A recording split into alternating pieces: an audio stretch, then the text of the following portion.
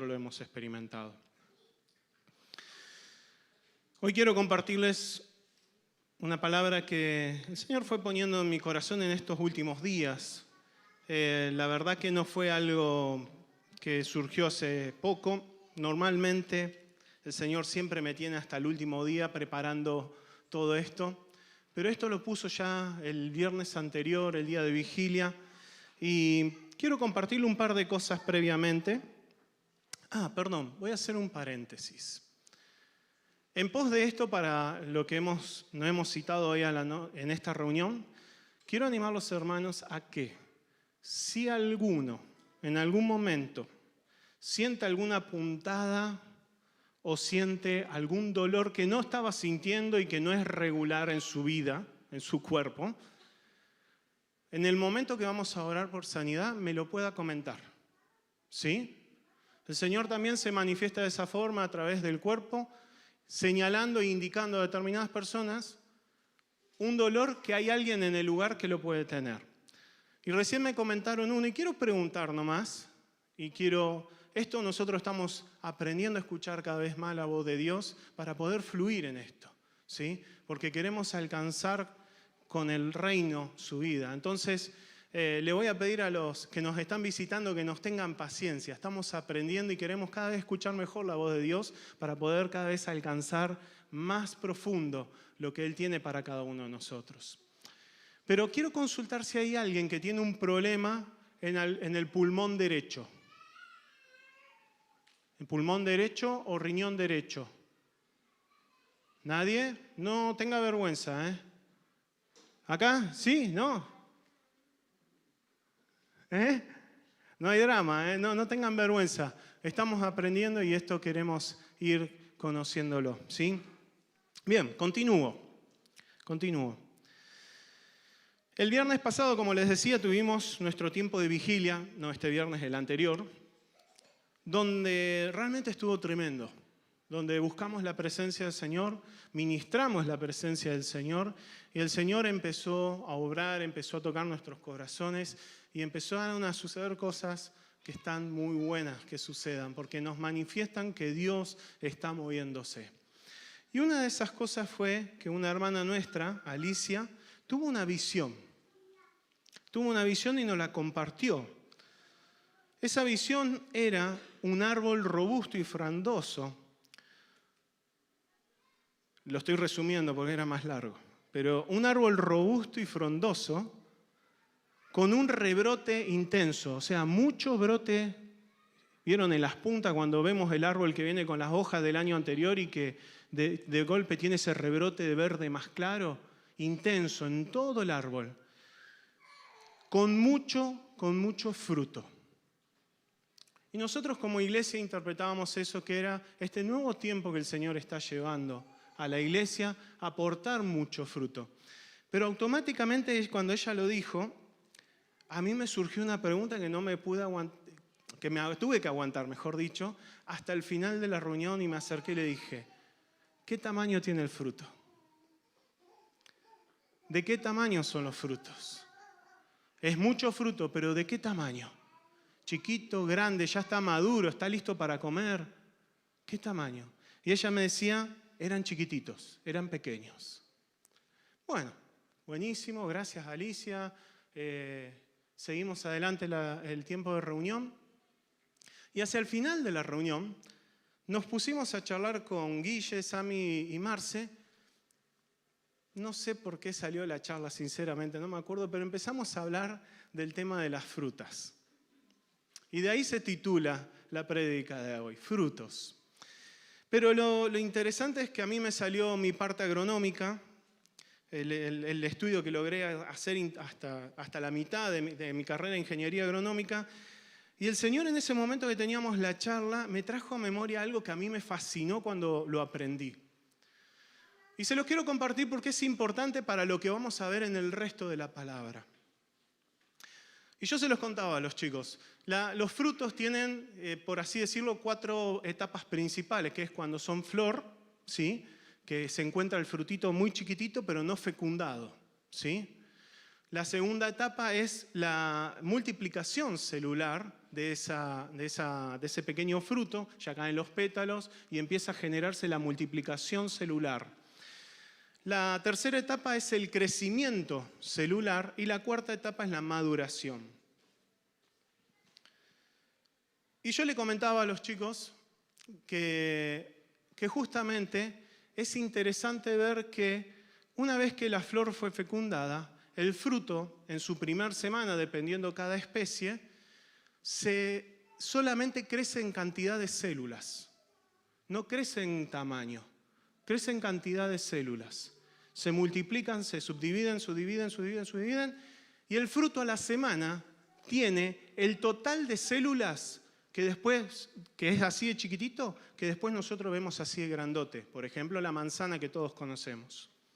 Entonces, algo como tan chiquitito tiene la misma cantidad de células que el fruto final. ¿Sí? Y el Señor empezó a recordarme un poquitito esto y me llevó a pensar justamente en la visión de Alicia. El fruto era pequeño. El fruto tenía el total potencial de la madurez. Ya estaba pequeño, ya tenía el total de sus células.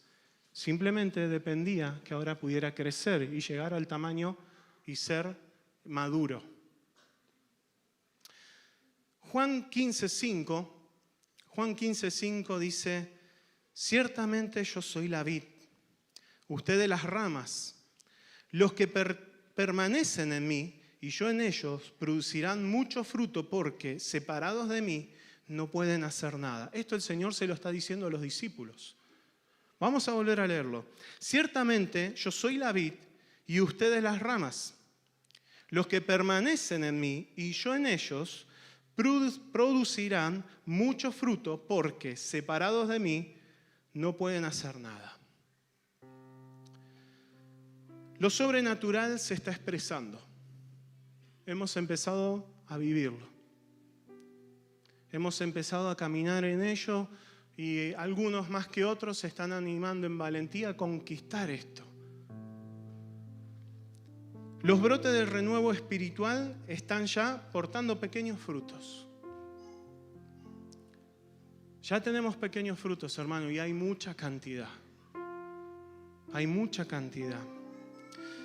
Esto nos indica que portan todo el potencial celular para alcanzar el tamaño máximo. Y en esto me quiero detener un poquitito. Portan todo el potencial celular para alcanzar el tamaño máximo.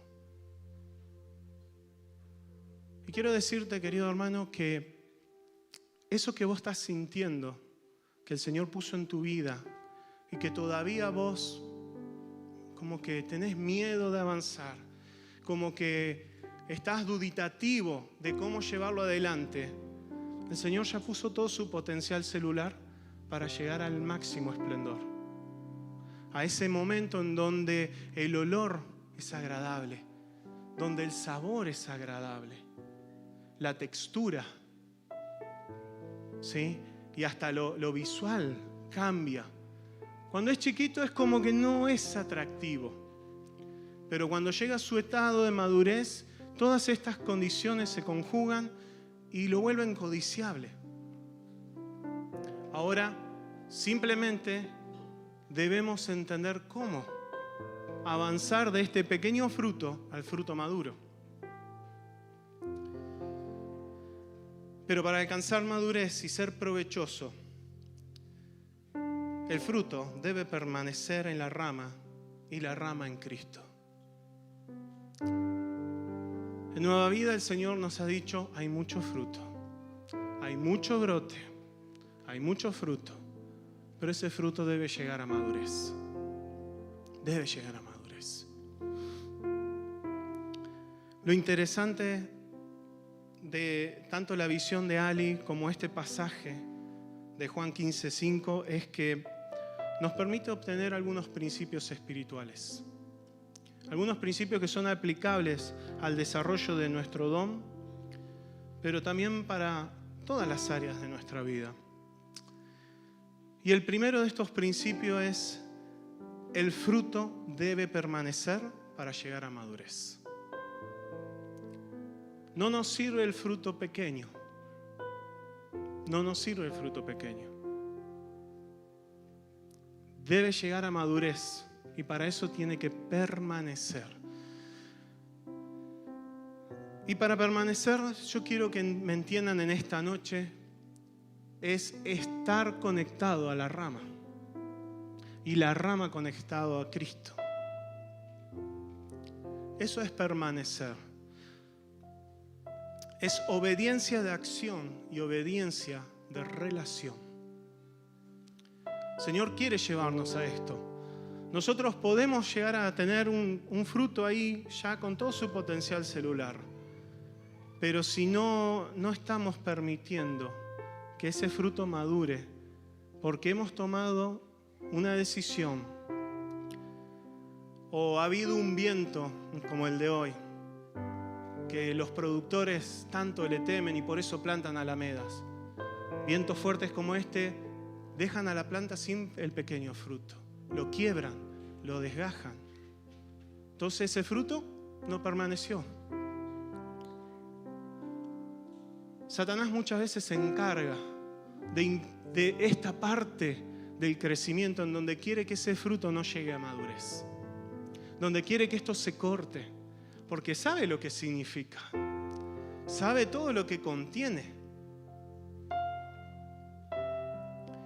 Para ello entonces debemos permanecer en obediencia de acción y de relación. De acción con respecto a lo que Dios nos está diciendo que hagamos con este pequeño fruto. Cada uno porta el don que el Señor le ha dado y debe obedecer para poder verlo crecer. Si no obedecemos, no tenemos la oportunidad de aprender. Esto que hice recién y preguntar por un pulmón derecho, fue para obedecer y ver si realmente yo había entendido bien o no. Entonces, debemos arriesgarnos, debemos tomar ese paso de fe, siempre entendiendo de que si es algo que involucra a otra persona, le vamos a plantear a esta persona: estoy aprendiendo, como yo lo hice con ustedes hoy. Estamos aprendiendo. Permitime consultarte esto. Permitime decirte esto y en todo caso ponelo delante de la presencia del Señor. Estoy aprendiendo, pero quiero ir por más. Quiero que esto en algún momento, si viene de Dios, este fruto siga creciendo y pueda hacerte de bendición a tu vida y a la vida de tu familia, a la vida de la iglesia. Y obediencia de relación en el sentido de que debemos estar conectados. No podemos desconectarnos. Va alguien, quiebra la rama por más frutos chiquitos que tenga y la pone en un botellón con agua, no pasa nada. No pasa nada. En el momento de que están en plena fructificación y están ahí chiquititos, los injertos no van, no funcionan. No es que lo vas a poder agarrar y ¡ay, se desgajó! Le injerto en este otro lado. No, ya está. Ya está. No es el momento, no es la temporada para poder injertar. Será tiempo de esperar a la nueva temporada de floración y fructificación.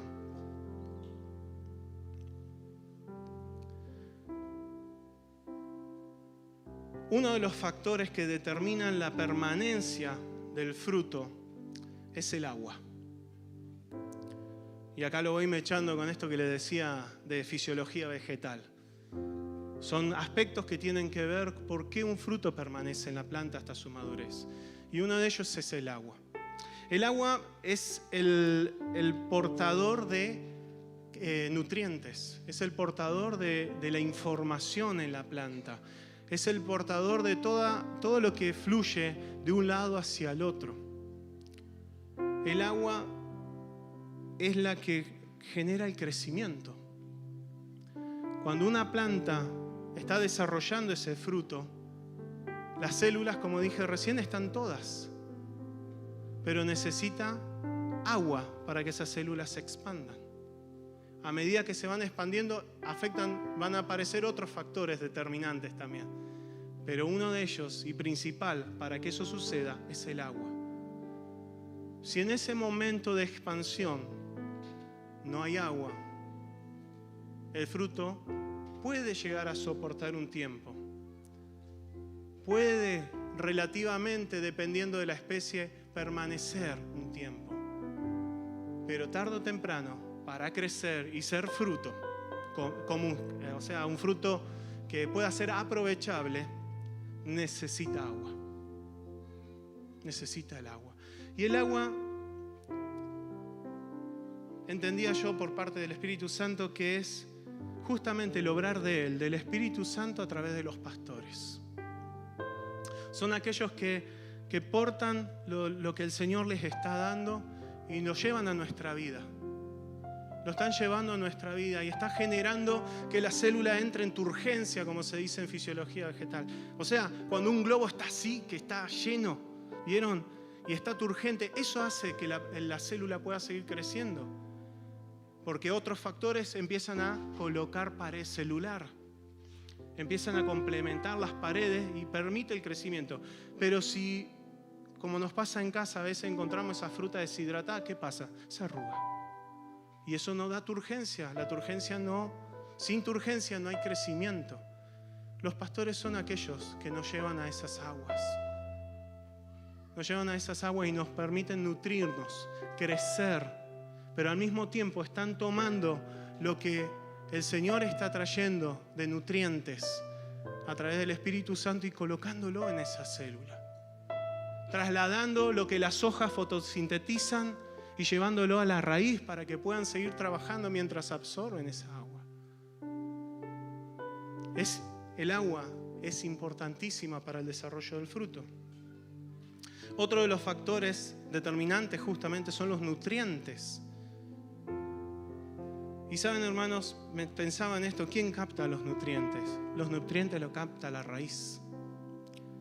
La raíz es determinante que su función se cumpla para que pueda ir hacia suelos ricos en nutrientes. ¿A quién de ustedes no le ha pasado que su cámara séptica no estuvo llena alguna vez de raíces? Están todos los nutrientes. No es agradable para nosotros porque nos tapa todo, pero el árbol tiene agua y tiene nutrientes. El árbol no anda preguntando ¿qué es esto? El árbol sabe que ahí hay nutrientes. Y aún de eso puede captar esos nutrientes y llevarlo para que sea para fruto. Y lo increíble es que la raíz tiene la capacidad de filtrar. Que aunque tomara nuestros limoneros, muchos saben de eso, del pozo ciego, tomaran agua del pozo ciego, tienen la capacidad de filtrar. Que nada de eso que hay en el pozo ciego y nos podría hacer mal, llegue al resto de la planta. Las raíces tienen esa capacidad. Tienen sus paredes desarrolladas para filtrar todo eso. Toman lo bueno, dejan lo malo. Y esto no es otra cosa que la obra del Espíritu Santo a través de los maestros. A través de los maestros.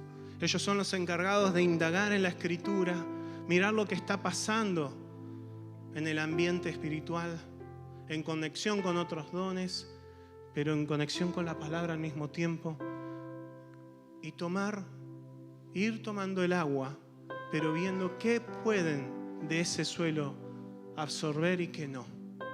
Y como cuerpos necesitamos que eso esté funcionando totalmente. Es la obra del Espíritu Santo a través de los maestros, la que nos da los nutrientes, la enseñanza de la palabra de Dios. Otro factor determinante son las fitohormonas, se llaman así, son las hormonas de las plantas. ¿Sí?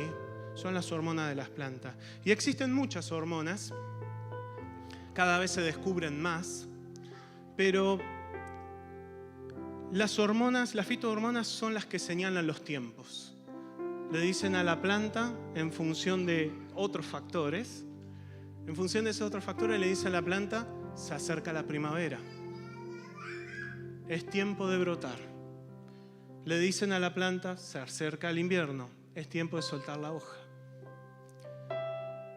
Se acerca el tiempo de florecer, se acerca el tiempo de crecer, de dar brotes nuevos. Se acerca el tiempo de fructificar. Aún en el fruto se acerca el tiempo de madurar y ser dado. Esas son las fitohormonas. Regulan en la planta esto. Y el Espíritu Santo me llevaba a entender que esto era la función de los apóstoles y los profetas. Ellos son los que están conectados buscando lo que el Señor está haciendo en este tiempo. Son los que están indagando qué es lo que está sucediendo para poder trasladar la información a la iglesia.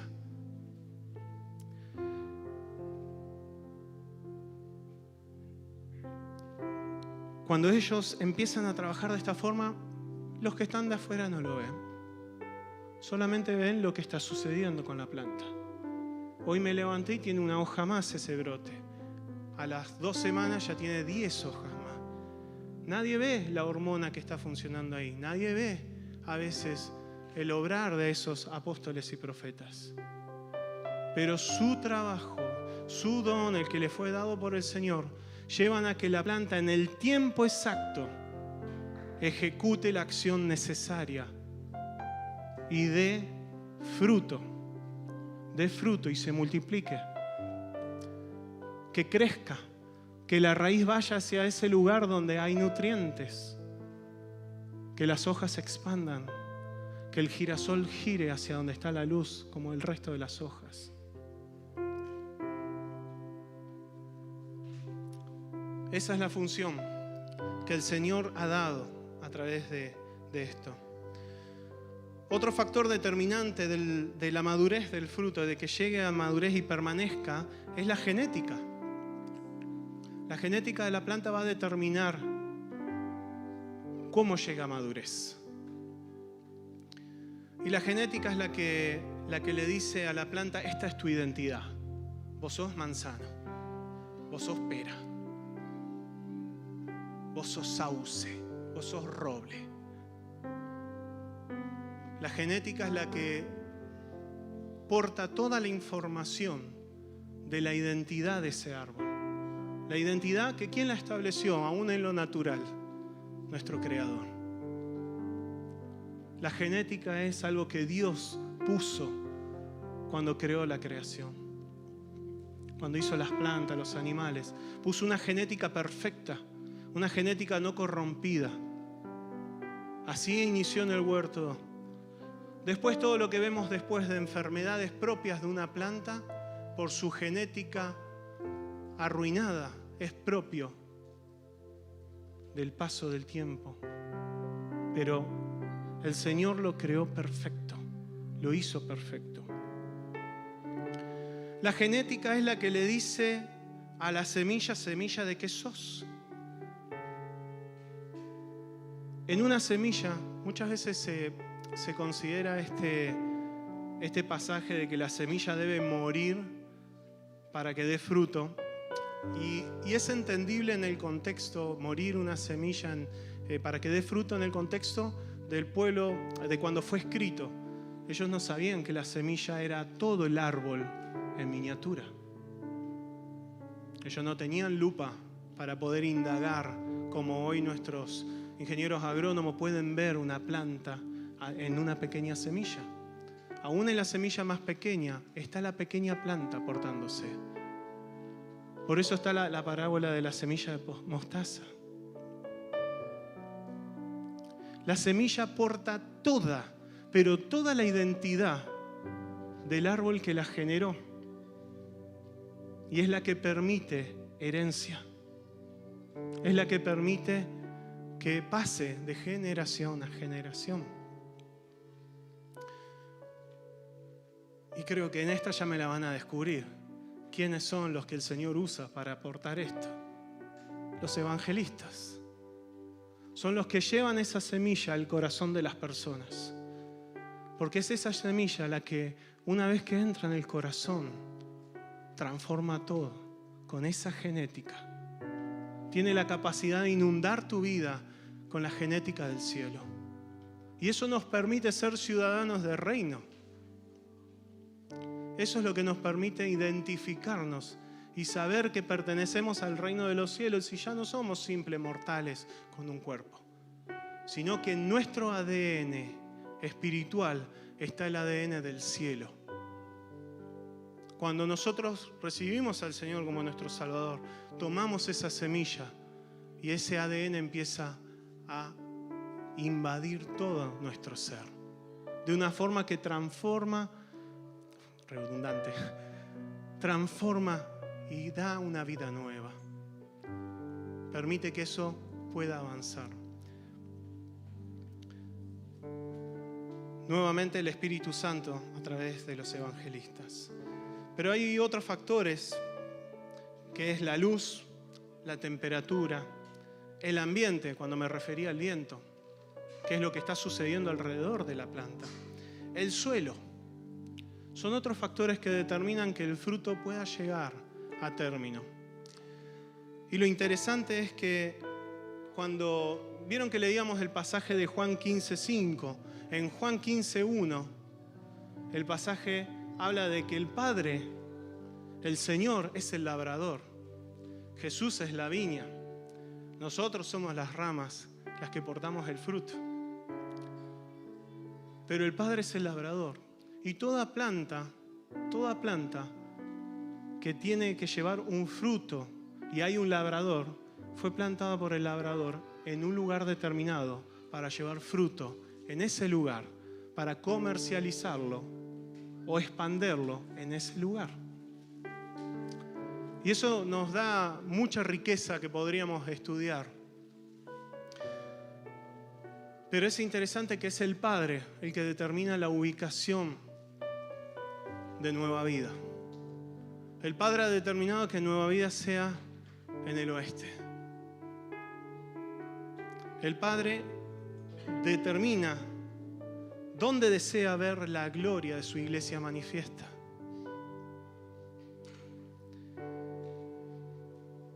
El Padre decide quiénes serán los que estén cercanos para comer el fruto que esa planta dé. Y aún, cuando podemos llegar a sentir que hemos sido plantados en medio del desierto, es el Padre quien puede surcar ríos de agua viva para traernos agua que nos sostenga. Y a veces la semilla es cultivada en un vivero hasta que tiene cierto tamaño, pero de golpe y porrazo el Señor la traslada y la lleva a otro lugar. El Señor me muestra en este momento cuántos misioneros han sido cultivados en el vivero.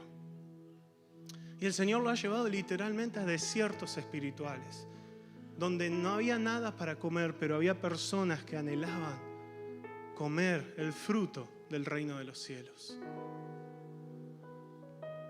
Y nosotros podemos decir, pero lo llevó al medio del desierto, ¿qué va a hacer ahí? Es ahí como el Señor utiliza a su iglesia para surcar ríos de agua viva hasta aquel que fue enviado. Utiliza estos 5 ministerios que recién mencionábamos para poder proveer, pero no solo los 5 ministerios a través de las personas, el Espíritu Santo siendo esa agua que llega hasta esas personas. Son factores que podrían estar quitándonos algo del fruto. Pero el Señor también ha diseñado para eso plantas que se han adaptado a dar mucho fruto, mucha semilla, para que aunque sea una, llegue al lugar indicado y germine. Han visto seguramente más de algún documental en donde comentan de esos tipos de árboles, donde dan mucha semilla. Lo determina el Señor, qué tipo de fruto quiere que demos. Es un principio entonces espiritual el permanecer para llegar a la madurez. Las demás cosas el Señor las va proveyendo a través de su iglesia.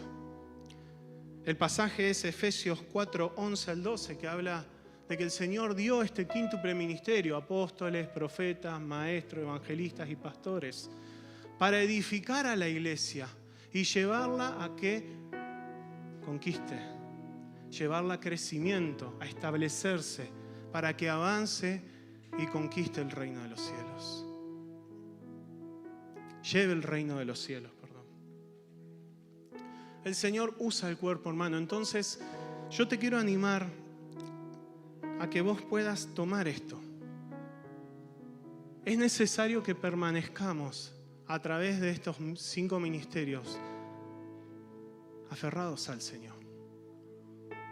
Son factores que nos ayudan. Nosotros podríamos dar fruto en lo individual. Tendríamos que ver qué sucede. Pero si nosotros estamos bajo estos 5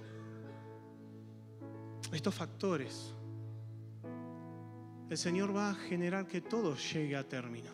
El fruto va a llegar a madurez y será consumido. Por lo tanto, hermano, nuevamente te animo. No dejes al cuerpo de lado. El accionar del cuerpo, el accionar de los distintos dones, nos permiten llegar a la madurez del fruto. No va a ser solamente tu práctica la que permita que el fruto llegue. Es necesario que vos te dejes nutrir por estos factores. Es necesario que te dejes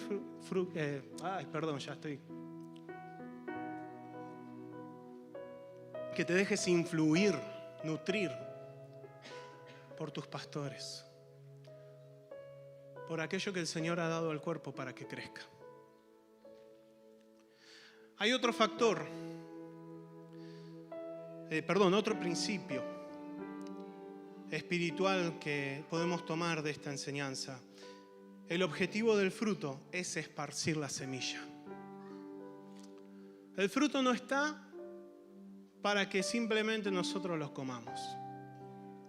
Podemos decir, pero hay frutos que tienen semillas muy chiquititas. Sí, es cierto. Pero aún así tienen semilla. Aún así tienen semilla. Portan la genética del reino. El fruto necesita sí o sí de la semilla. Si la semilla dentro de un fruto llegara a morir por algún motivo, ¿vieron la carpocapsa? Justamente una de las cosas que genera la carpocapsa es que se come la semilla. Y si la semilla es comida, la semilla, ese potencial que tiene ahí, es la que le informa a la planta: este fruto vale la pena de desarrollar. A través de las hormonas. La semilla es la que genera una hormona que mantiene vivo el fruto. Sin la semilla el fruto no avanza. Sin la semilla el fruto no crece. Si la flor no fue fecundada y desarrolla una semilla en su interior, no hay fruto. Por lo tanto, el fruto es objetivo, es parte de la esparcir la semilla. No tiene otro fin. Los botánicos, los biólogos dicen, el fruto tiene por fin que un animal venga, lo coma, y como lo comió, en algún momento hará lo segundo, y caerá la semillita y ahí crecerá un árbol. Eso es lo que pueden buscarlo en cualquier lado. Es la lógica de la biología. El fruto es para decir, la semilla llegue a otro lugar y pueda crecer. Se me viene uno de estos videos documentales donde hay un pajarito, no sé en qué parte es, que agarra las semillas del roble y las empieza a acomodar en troncos, en la tierra, y el tipo tiene tanta memoria que se acuerda dónde puso cada una de las semillas. Pero es increíble lo que trabaja al momento de la fructificación del roble. Pequeño detalle, el roble casi no hay fruto, es pura semilla. Es pura semilla.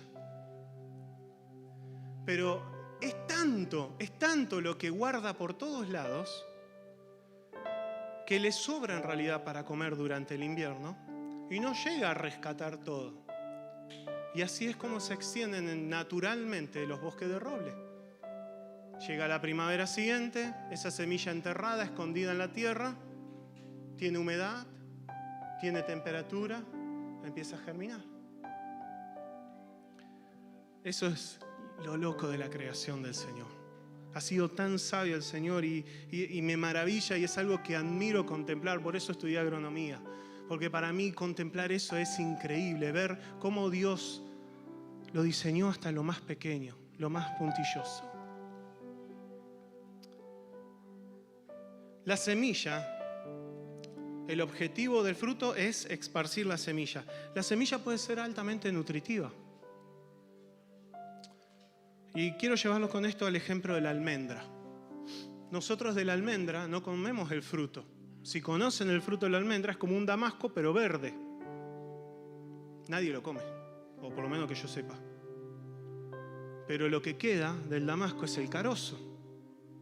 Y dentro del carozo la almendra. Es más, muchas veces cuando compramos almendra en esos lugares que lo venden, en realidad no son almendras, son semillas de durazno, ciruela y demás que parecen almendra. Pero la almendra es reconocida mundialmente por el poder nutritivo que tiene.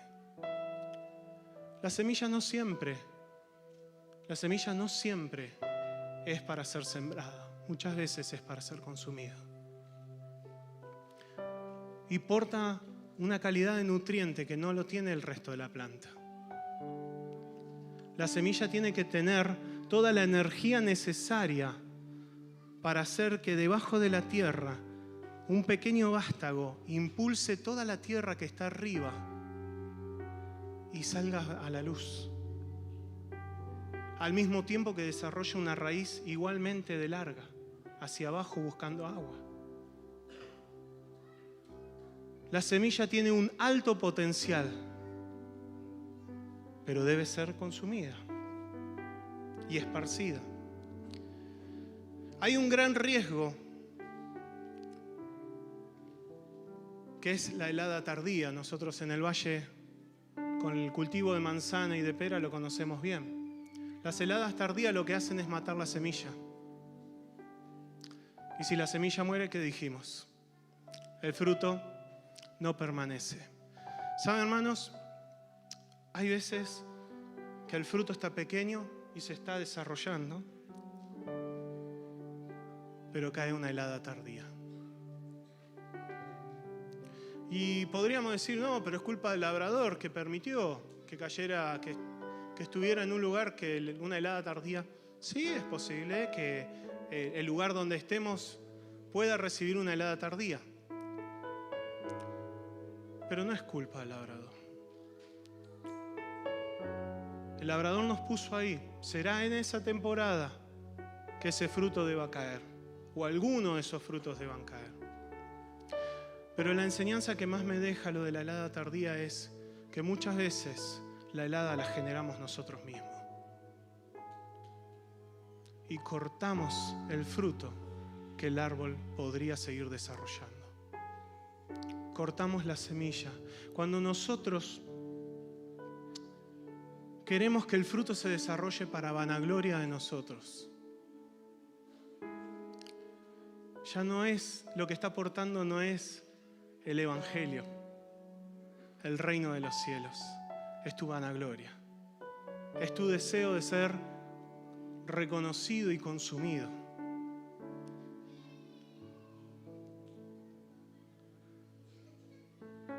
Por eso es importante que no demos lugar a que una helada tardía mate la semilla que el Señor puso en pasión en nuestro corazón para que pueda llegar a la madurez. Algunos de ustedes, mientras hablaba de la semilla y la necesidad de la semilla de estar viva para que el fruto permanezca, habrán pensado, che, Andrés, pero hay sandías sin semilla, hay uvas sin semilla. ¿Y ahí cómo es? ¿Y ahí cómo es? ¿Y saben cómo es? El agente externo que trata de simular la presencia de la semilla. a esos frutos, en la naturaleza, en las producciones, se le aplica un químico, que es la misma hormona que produce la semilla.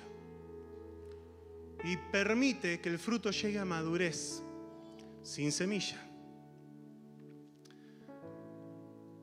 Y esto me lleva a reflexionar cuántas veces Satanás está queriendo aplicar sobre nuestro fruto, queriendo simular el fruto que la iglesia tiene a través del reino en otros árboles que no son del reino. ¿Cuántos de nosotros conocemos que hay otros lugares donde, como nuestras visitas hoy, capaz podemos llegar a buscar que nos hagan sanidad? Existen, no lo podemos negar. Pero ese fruto de sanidad no porta la semilla del reino. Y es un fruto que te puede saciar en el momento, pero que tarde o temprano traerá consecuencias malas a tu vida. Ese fruto no porta el gen del cielo, un gen que transforma toda tu vida y la cambia para bien. Satanás ha decidido simular muchos frutos, y frutos realmente codiciables, como una rica sandía helada en pleno verano con 40 grados de calor. Y qué lindo que es comer una sandía sin semilla, porque no estás atragantándote ahí. Y es fácil, y es accesible. Es cómodo no tener que ser confrontado con la semilla del reino. La semilla que dice y le dice a tu corazón: acá hay algo que debe cambiar. Acá hay algo que debe ser transformado. Por lo tanto, podemos ser personas que consumamos frutos sin semilla, pero yo quiero animarte que en esta noche vayas al fruto verdadero, al fruto que porta la genética del reino, y que te confrontes con la semilla y que dejes que esa semilla llegue a tu corazón para que haya una transformación verdadera de toda tu vida. Hay un tercer principio para las plantas y que es aplicable en lo espiritual. Compartí tu fruto. Compartí tu fruto. Hay algo en la agronomía que se llama añerismo. Y es cuando una planta no ha entregado su fruto el año anterior, al año siguiente no produce la misma cantidad. Y si eso se perpetúa en el tiempo, cada vez produce menos. Se llama añerismo. Es porque la semilla que quedó colgadita de la planta en el fruto que no fue entregado, le dice el resto de la planta: che, todavía estoy acá. Se ve que no hace falta, no hay necesidad. Se ve que nadie quiere consumirnos. Se ve que a nadie le apetece el fruto del cielo. Eso, la semilla envía esa información a la planta. Pero en lo espiritual, hermanos, no dar del fruto, no impartir de lo que Dios te dio en otros, es cortar, es impedir que en la próxima temporada vuelva a haber la misma cantidad de frutos o más. Cuando nosotros retenemos lo que el Señor nos ha dado para compartir, lo que estamos haciendo para nosotros y para comerlo nosotros, y este don, tengo que llevarlo adelante yo porque el Señor me lo dio a mí, y el egoísmo empieza a trabajar en tu mente y en tu corazón. No, ¿cómo que van a haber más hermanos? No, tenemos que derrotar ese pensamiento. Tenemos que saber impartir lo que Dios nos ha dado para compartirlos con otros. Eso va a permitir que lleguemos a muchas personas como los invitados que hoy tenemos. Yo anhelo para Nueva Vida una iglesia que esté dispuesta a dar su fruto y hasta generar toda una cadena logística de cosecha y exportación. Amén.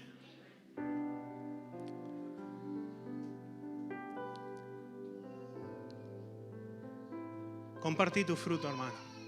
Compartí tu fruto y el Señor en la próxima temporada va a permitir que lleves más. Y te va a dar un renuevo. Y te va a dar un tiempo nuevo de disfrutar ver cómo personas son bendecidas con lo que vos estás obteniendo del Señor y dándoselo a ellos.